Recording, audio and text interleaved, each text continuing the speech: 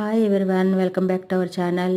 జీలకర్ర వెల్లుల్లి కారం వేసి బీరకాయ కర్రీ ఎప్పుడైనా ట్రై చేసి చూసారా? ఈసారి ఇలాగా చేయండి, చాలా టేస్టీగా ఉంటుంది కర్రీ. పిల్లలు కూడా ఇష్టంగా తింటారు.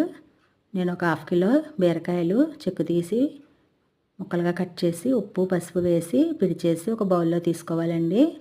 స్టవ్ మీద పాన్ పెట్టి ఆయిల్ వేసి జీలకర్ర ఆవాలు కరివేపాకు ఎండుమిర్చి అలాగే వెల్లుల్లి రెబ్బలు కట్ చేసిన ఆనియన్స్ పచ్చిమిర్చి వేసి ఫ్రై చేసుకోవాలి. నెక్స్ట్ మనం పక్కనే పెట్టుకున్న బీరకాయ ముక్కలు కూడా వేసుకొని ఫ్రై చేసి కొద్దిగా ముక్కలు సాఫ్ట్గా అయ్యేంత వరకు మూత పెట్టి మగ్గించుకోవాలి. ఇప్పుడు టేస్ట్కి సరిపడగా కొద్దిగా సాల్టు పసుపు అలాగే జీలకర్ర వెల్లుల్లి కారము మిక్సీలో గ్రైండ్ చేసుకొని ఆ పౌడర్ కూడా వేసుకోవాలి. బాగా కలుపుకొని కరివేపాకు జల్లుకొని డిష్ అవుట్ చేసుకోవడమేనండి. తప్పకుండా ట్రై చేయండి. Thanks for watching.